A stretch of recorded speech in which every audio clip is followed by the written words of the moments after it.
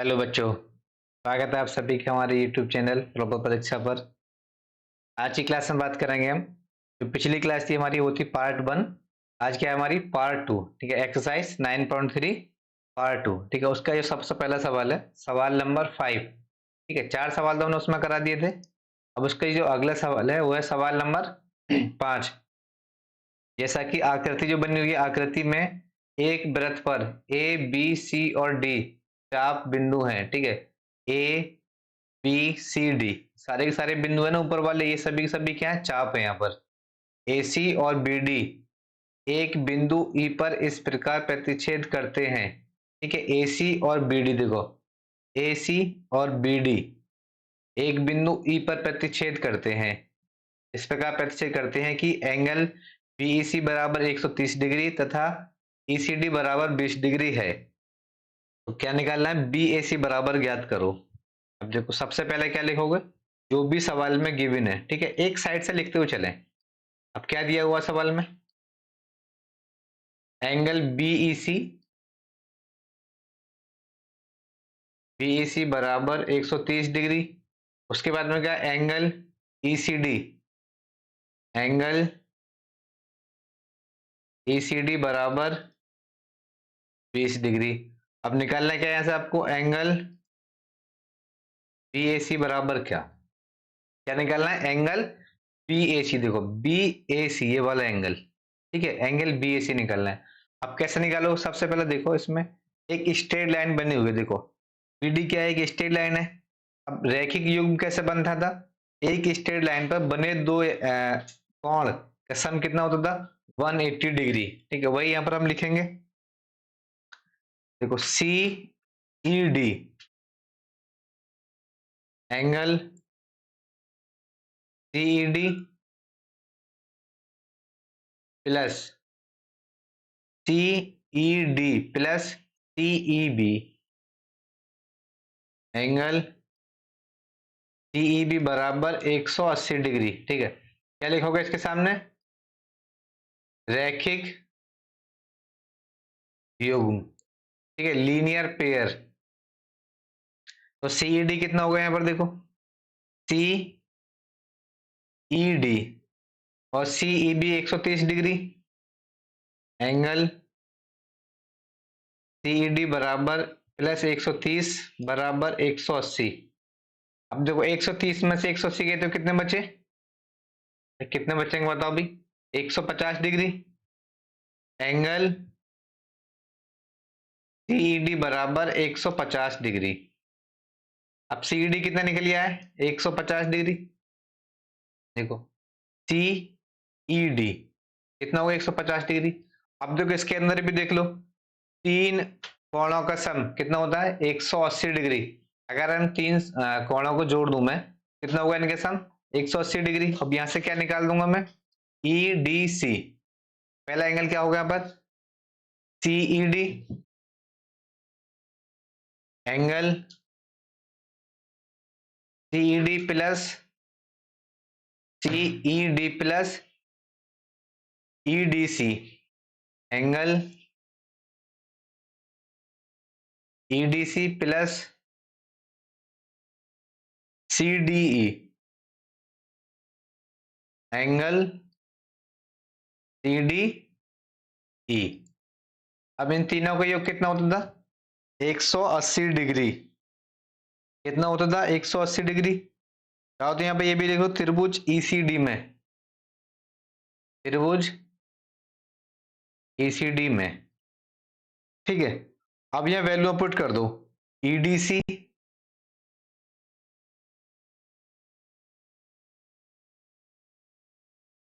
Angle EDC plus 50 degree plus 20 degree. अब देखो ये वाला एंगल कितना था, 20 डिग्री। अब ये एंगल कैसे निकल के आ गया, 50 डिग्री। तो यहाँ पर 150 नहीं, 130 में से 180 गए तो कितना बचेगा, 50 डिग्री। तो यहाँ भी कितना होगा, 50 डिग्री बराबर 180। अब देखो एंगल ईडीसी बराबर ये कितना होगा, 70। अगर 70 में से 180 घटाएगा कितना बचेगा, 110 डिग्री। कितना ईडीसी कितना निकल के आएगा 110 डिग्री। अब देखो यहीं पर देख लो एंगल ईडीसी 110 डिग्री। अब देखो ईडीसी कितना 110 डिग्री, ईडीसी बराबर बीडीसी, ईडीसी बराबर एंगल बीडीसी बराबर 110 डिग्री। ठीक है, अब देखो एक ही वृत्त पर बने दोनों कोण कैसे होंगे, वृत्तखंड में कोण बराबर होते हैं, एक ही वृत्तखंड में कोण बराबर होते हैं। अब देखो ये कितना एक ही वृत्तखंड है, अब ये दोनों कोण कैसे होंगे, बराबर होंगे, तो बी ए सी बी सी के बराबर हो जाएगा। एंगल बीडीसी बराबर एंगल बीएसी बराबर 110 डिग्री। ये कितना होगा, ये भी बराबर हो गया। क्या बताना था हमको, यहाँ से बीएसी निकालना था। ठीक है, आइयो मैं समझता हूँ ये भी सवाल आप सभी के समझ में आ गया होगा। ठीक है, इसी के साथ बढ़ते हैं हम अगले सवाल की तरफ। ठीक है, लेकिन बच्चों मैं एक ही बात हमेशा आपसे कहता हूँ, जब भी आप पढ़ने के लिए बैठे कॉपी पेन लेके जरूर बैठे। ठीक है, सवाल नोट करें, जहां भी समझ में ना रहा हो तो आप कमेंट करें। ठीक है, कमेंट में ऐसा नहीं आपको रिप्लाई नहीं देंगे। ठीक है, कमेंट करके बताएं सर ये चीज यहाँ समझ में नहीं आई, तो फिर क्या करेंगे हम, फिर से उसको बताने की कोशिश करेंगे अच्छे तरीके से। ठीक है, इसी हम सवाल नंबर 6 इसका अगला सवाल है, सवाल नंबर 6। अब देखो सवाल नंबर 6 क्या है, एबीसीडी एक चक्रीय चतुर्भुज है। ठीक है, मैंने क्या देखो बेटा थोड़ा टेढ़ा बनाया यहाँ पर, ये ना सोचें थोड़ा टेढ़ा ही है ये, मैंने पहले बना दिया था लेकिन थोड़ा टेढ़ा है यहाँ पर। ठीक है, चक्रीय चतुर्भुज है जिसके विकर्ण एक बिंदु ई पर प्रतिच्छेद करते हैं। ठीक है, ये क्या हो गए, इसके विकर्ण हो गए एसी और बीडी, क्या दोनों इसके विकर्ण, प्रतिच्छेद किस पर कर रहे हैं, ई पर। यदि डीबीसी देखो डी बी सी कितना एंगल है 70 डिग्री है, तो बी ए सी 30 डिग्री है। देखो बी ए सी कितना 30 डिग्री है, तो बीसीडी ज्ञात कीजिए पुनः। यदि ए बी बराबर बीसी, देखो ए बी बराबर बीसी हो तो एंगल ईसीडी ज्ञात करो। एंगल कौन सा निकालना है हमको, ईसीडी भी बताना है। अब सबसे पहले क्या करोगे, जो भी सवाल में गिवन है ठीक है वो लिख दो आप। अब देखो सवाल में क्या क्या दिया हुआ है, एबीसीडी क्या है, चक्रीय चतुर्भुज है, और एंगल ईबीसी बराबर 70 डिग्री, एंगल बीएसी बराबर 30 डिग्री। अब निकालना क्या है यहाँ से हमको, एंगल बीसीडी बराबर क्या, और दूसरा एंगल ईसीडी बराबर क्या। ठीक, ये दोनों हमको बताने हैं। ठीक है ना, बीसीडी देखो बी सी डी ये एंगल बताना है बीसीडी, और ई सी डी ये एंगल बताना है हमको। ठीक है ना, अब आ जाओ उधर भाई सवाल की तरफ, इधर लिख लेते हैं हल। ठीक है ना, सॉल्यूशन क्या होगा इसका, अब बीडीसी बराबर बीएसी, देखो बीडीसी बराबर बीएसी, बीडीसी बराबर बीएसी एंगल। ठीक है ना, ये कैसे हो गए, एक ही वृत्तखंड के कोण कैसे होते हैं, हमेशा आपस में बराबर होते हैं। जहां भी एक ही वृत्तखंड पर कोण बनेंगे वो कैसे होंगे, आपस में बराबर होंगे।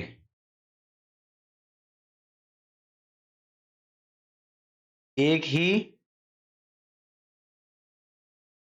वृत्तखंड के कोण बराबर होते हैं।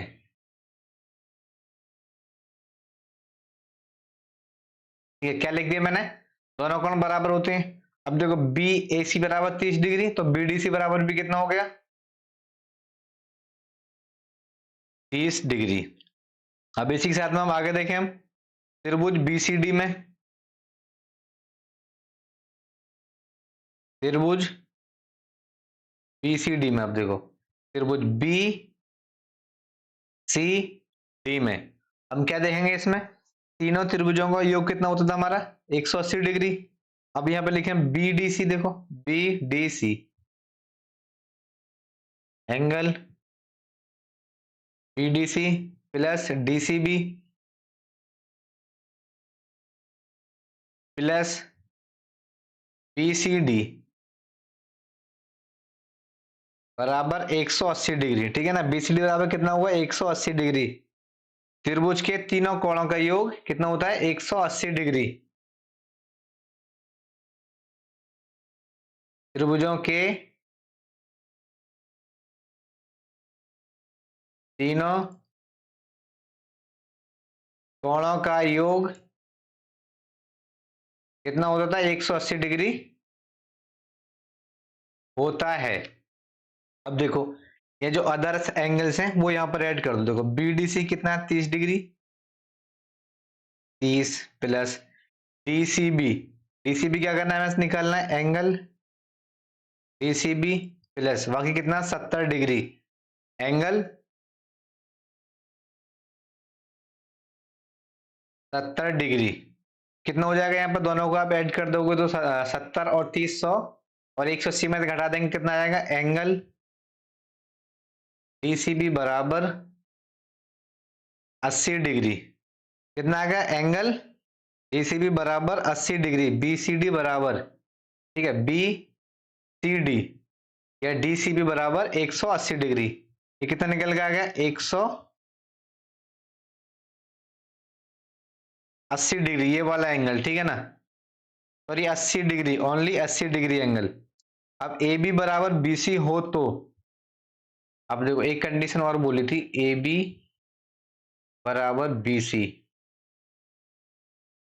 हो तो, अब देखो ए बी बराबर बीसी हो तो एंगल बीएसी बराबर बीएसी, एंगल बीसीए बराबर एंगल बीएसी। देखो बी ए सी ये वाला एंगल, दूसरा B C A, B C ए, दोनों एंगल कैसे होने चाहिए? आपस में बराबर होने चाहिए। और दोनों एंगल कितने हैं यहाँ पर? ये 30 डिग्री है तो ये एंगल भी कितना हो जाएगा? बीसीए कितना हो जाएगा? बीसीए भी कितना हो जाएगा? 30 डिग्री हो जाएगा यहाँ पर, ठीक है ना? दोनों एंगल कैसे हो जाएंगे? ये भी 30 डिग्री का हो जाएगा। तो आई होप, मैं समझता हूँ आप सभी के समझ में आ गया। ठीक है, हमसे क्या पूछा था? बीसीडी, जो मैंने यहाँ पर लिख दिया डीसीबी करके लिख दिया। आप चाहें तो यहाँ पर इसको बीसीडी करके लिख लें, ठीक है ना? बीसीडी बराबर 180 डिग्री। दूसरा क्या निकाला था? ईसीडी। तो आई होप, मैं समझता हूँ ये भी आप सभी के समझ में आ गया होगा, ठीक है? अब इसी साथ में देखो, त्रिभुज के बराबर भुजाओं के सम्मुख कोण बराबर होते हैं। अब कहीं भी त्रिभुज में दो भुजाएं बराबर होंगी ना, तो उनके जो आमने सामने कोण होंगे वो भी बराबर होंगे। अब यहाँ पर दो भुजा कौन कौन सी बराबर हो गई? ए बी बराबर बीसी हो गई, तो ईसीडी एंगल ईसीडी बराबर, देखो ई यहाँ पर है ई, सी यहाँ पर है सी और डी, ठीक है? और देखो नीचे ई सी डी, तो मैंने क्या लिखा था? ई सी डी। अब ई सी डी बराबर कितना लिख सकता हूं मैं एंगल को तोड़कर अलग अलग? B C D minus angle B C D minus angle B C A. B C A कितना हो जाएगा? 80 माइनस के 30, 80 माइनस के 30 तो कितना आ गया यहाँ पर? 50 डिग्री। तो एंगल जो ई सी डी है हमारा वो कितना आ जाएगा? 50 degree. Angle E C D बराबर 50 डिग्री, ठीक है? दोनों हमसे पूछे, दोनों हमने बता दिए। सबसे पहले क्या निकाला था हमने? एंगल बीसीडी बराबर 80 डिग्री और एंगल ईसीडी बराबर 50 डिग्री, ठीक है? आई होप, मैं समझता हूँ ये भी आप सभी के समझ में आ गया होगा, ठीक है? इसी के साथ मिलते हैं हम नेक्स्ट वीडियो में। जो भी इसकी अगली वीडियो रहेगी उसमें बात करेंगे हम लोग, ठीक है? नहीं सॉरी, अगली वीडियो नहीं, अगला सवाल, सॉरी, अगला सवाल है इसका सवाल नंबर 7, ठीक है? अब देखो सवाल नंबर 7 क्या है? ठीक है, सवाल नंबर 7, देखो इसका अगला क्या था? सवाल नंबर 7, ठीक है? सवाल नंबर 7 ये सबसे पहले सवाल पढ़ेंगे, उसके बाद क्या करेंगे? उसका डायग्राम बनाएंगे, ठीक है? यहाँ पर क्या करा है मैंने, और टाइम बचत के लिए मैंने डायग्राम बना दिया पहले ही, और उसका जो भी गिवन था उसमें वो भी मैंने लिख दिया है, ठीक है? सबसे पहले आप सवाल पढ़ें। अब देखो सवाल क्या है? यदि एक चक्रीय चतुर्भुज के विकर्ण उसके शीर्षों से जाने वाले वृत्त के व्यास हाँ, तो सिद्ध कीजिए कि वह एक आयत है। ठीक है, अब इसको आप क्या करोगे, देखो व्रत में इसको व्यास भी बोल सकते हो, ये व्यास भी हो जाएगा फिर, ठीक है ना, पूरा की पूरा। और विकर्ण भी हो जाएगा यहाँ पर। अब देखो मैंने क्या लिखा था यहाँ पर, दिया है एक चक्रीय चतुर्भुज के विकर्ण AC, जो चक्रीय चतुर्भुज है ना इसके अंदर, उसके विकर्ण AC तथा BD उस वृत्त के व्यास हैं जो चतुर्भुज ABCD, देखो चतुर्भुज ABCD के शीर्षों ABCD से होकर जाते हैं। ठीक है, ये जो विकर्ण है ना, ये किससे होकर जाते हैं, हमारे ABCD से होकर जाते हैं। और सिद्ध क्या करना था हमको, चक्रीय चतुर्भुज ABCD एक आयत है या नहीं है। ठीक है, अब डायरेक्ट क्या करोगे, यहाँ पे आप लिख दो हल। ठीक है ना, सॉल्यूशन। अब बताओ क्या हो जाएगा सॉल्यूशन, यहाँ पे क्या करोगे अभी आप,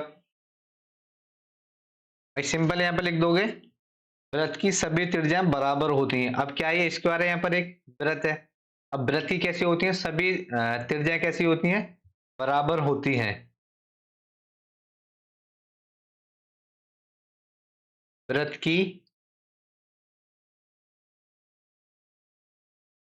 सभी त्रिज्याएं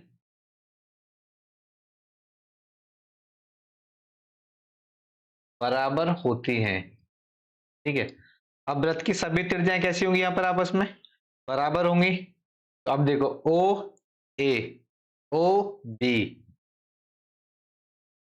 OA बराबर OB बराबर OC बराबर OD, OC बराबर OD।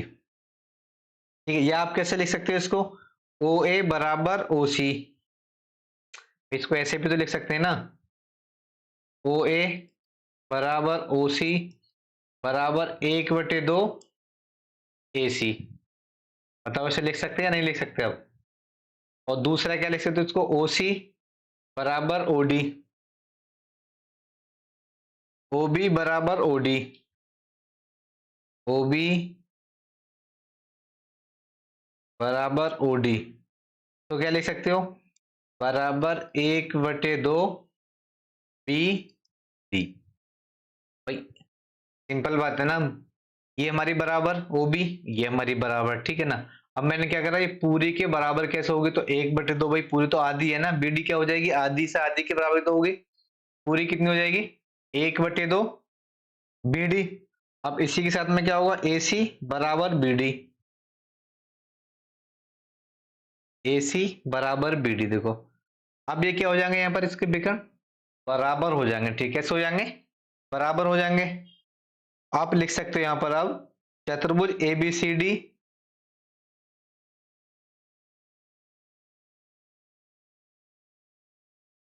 चतुर्भुज ABCD के विकर्ण बराबर हैं।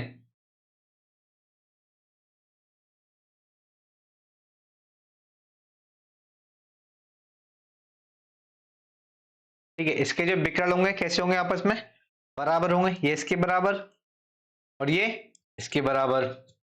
AC बराबर BD, विकर्ण बराबर हो गए तथा एक दूसरे को समद्विभाजित करते हैं। एक दूसरे को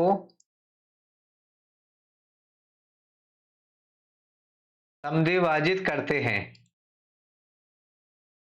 ठीक है भैया, समद्विभाजित तो कर रहे हैं, इसको एक दूसरे को काट तो रहे हैं। ठीक है, अब इसी के साथ में क्या लिख दो, अतः चतुर्भुज ABCD एक आयत है।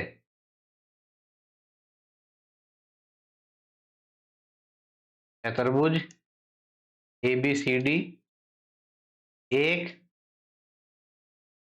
आयत है। ठीक है, आयत की कंडीशन क्या थी, जितने विकर्ण है ना वो आपस में बराबर होने चाहिए। अब यहाँ बराबर है, ठीक है, जब बराबर है तो क्या हो गया, यहाँ पर एक आयत हो गया। ठीक है, इसी के साथ में जो सवाल नंबर 7 था आपका, वो भी यहाँ पर सॉल्व हो गया।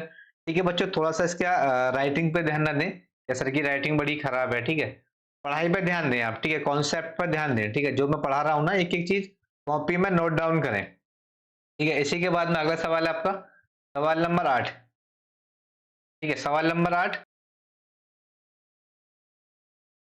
ठीक है, तो सवाल नंबर 8, सवाल नंबर 8 भी सबसे पहले आप पढ़ें। ठीक है, रीड करें सवाल केयरफुली।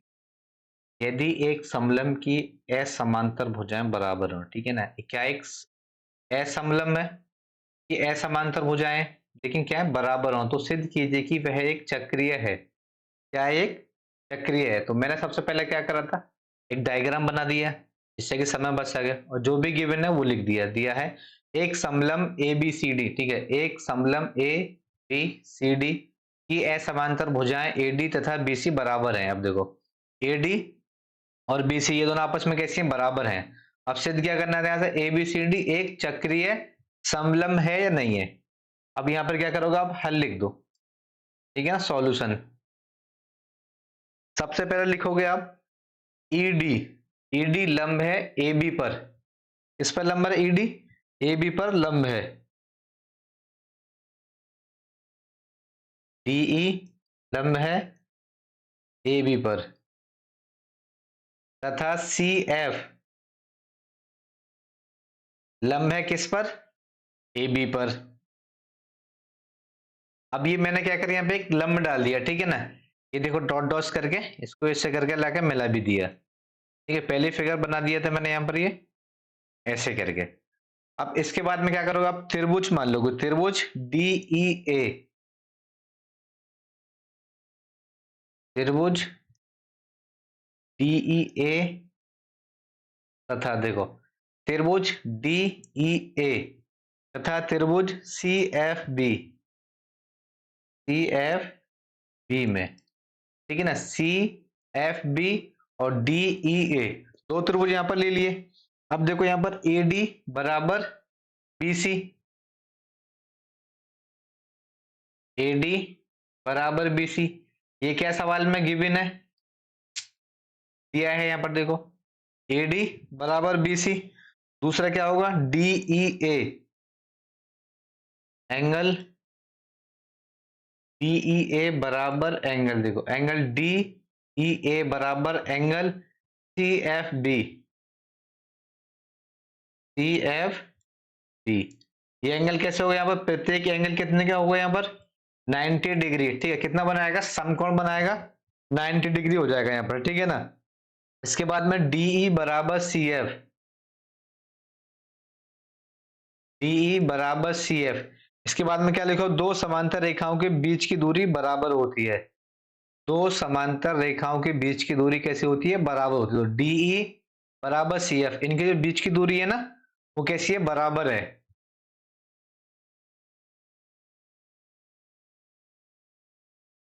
दो समांतर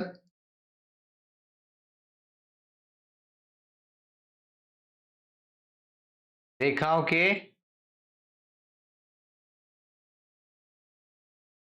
बीच की दूरी बराबर होती है,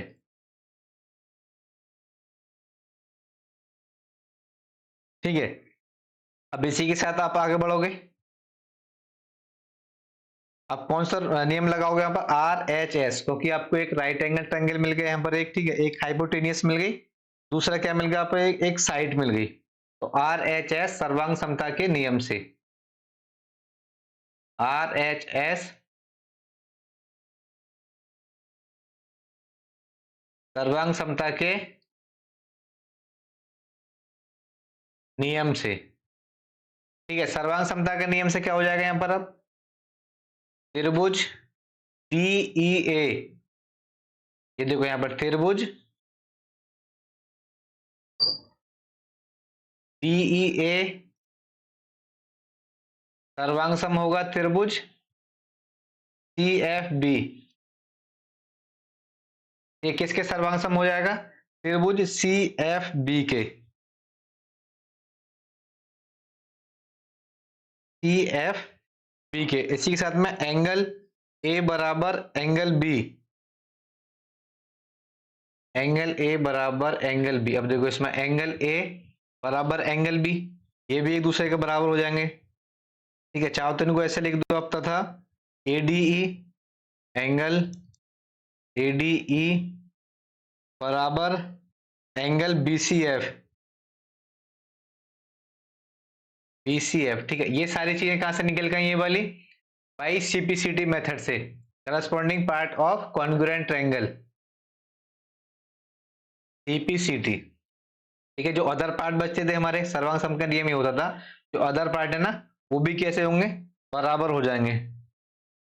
ठीक है, तो वो भी कैसे हो गए, यहाँ पर बराबर हो गए। ये कितना हो गया, एंगल ADE बराबर एंगल BCF। ठीक है, इसी के बाद 90 प्लस के ADE, देखो 90 डिग्री कहाँ से आ गया हमारा, 90 डिग्री है हमारे यहाँ पर। अब ADE देखो, ADE ये एंगल और ये एंगल दोनों कितने हो गए, 90 और 90 कितने होते हैं, 180 डिग्री, बराबर 180 डिग्री ये साइड वाले। अब क्या करोगे यहाँ पर, चाहो तो डायरेक्ट अब यहाँ पर लिख दो, क्योंकि एंगल ADC बराबर एंगल BCD। ठीक है, अब ये भी एंगल बराबर हो जाएंगे, एंगल ACD। ठीक है, एंगल ADC बराबर BCD, ADC और BCD ये दोनों भी एंगल कैसे हो गए आपस में, बराबर हो गए। और एंगल A और एंगल B ये भी कैसे हो गए आपस में, बराबर हो गए यहाँ पर। ठीक है, अब इसी के साथ क्या लिख सकते हो इधर आप, एंगल D बराबर एंगल C, ये दोनों एंगल हो गए यहाँ बराबर। अब इसी के बाद में एंगल A बराबर एंगल B, एंगल C बराबर एंगल D, ये कितने हो गए, इक्वेशन नंबर 1। अब क्या होता है देखो, कहीं भी चतुर्भुज के अंदर चारों कोणों का योग कितना होता है, 360 डिग्री होता है। ठीक है ना, चलो angle A plus angle B plus angle C plus angle D बराबर 360 डिग्री। ठीक है, चतुर्भुज के कोणों का योग 360 डिग्री होता है। एक चतुर्भुज के कोणों का योग 360 डिग्री होता है। ये कितना होता है, 360 डिग्री होता है। अब देखो कैसे होगा, यहाँ पर आपस में बराबर थे, यहाँ पर एंगल A बराबर एंगल B और एंगल C बराबर एंगल D। अब मैं क्या करूं, यहाँ पर एंगल A का मान अगर यहाँ पर रख दूं तो कितना हो जाएगा, 2B, यहाँ पर 2B प्लस फिर कितना हो जाएगा, C की जगह यहाँ D रख दूं उठाकर, तो एंगल 2 एंगल D बराबर 360 डिग्री। अब देखो angle B plus angle C बराबर 180 डिग्री। ठीक है, ये कहने के लिए ABCD एक चक्रीय समलंब है। चक्रीय समलंब का मतलब ये होगा जो आमने सामने वाले, ठीक है ना, आमने सामने वाले दिए हो गए, लेकिन एक साइड वाले जो दो हमारी भुजाएं बराबर थी, ये वाली हमारी देखो AD बराबर BC थी। अब इन दोनों पर जो एंगल्स बनेंगे ना, उन दोनों का सम कितना होना चाहिए, 180 degree. Angle B plus angle C बराबर 180 डिग्री, इसलिए क्या कहलाएगा अब ये, ABCD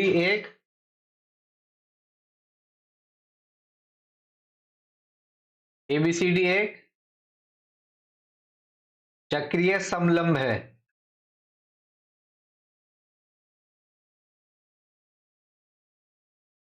चक्रीय समलंब है। ठीक है, ये क्या होगा, सवाल यहां पर हो गया समाप्त। आज की वीडियो यहीं तक थी। ठीक है, एक्सरसाइज 9.3 पार्ट 2। ठीक है, इसके अंदर सवाल हो गए हमारे 8 सॉल्व हो गए अब। ठीक है, अगर आपको कोई भी दिक्कत आए सवाल में तो आप कमेंट करके जरूर बताएं। अगर आप चैनल पर नए हैं तो चैनल को सब्सक्राइब जरूर कर लें। ठीक है, बेटा कॉपी पेन लेके जरूर बैठे। ठीक है, मिलते हैं नेक्स्ट वीडियो में इसी के साथ।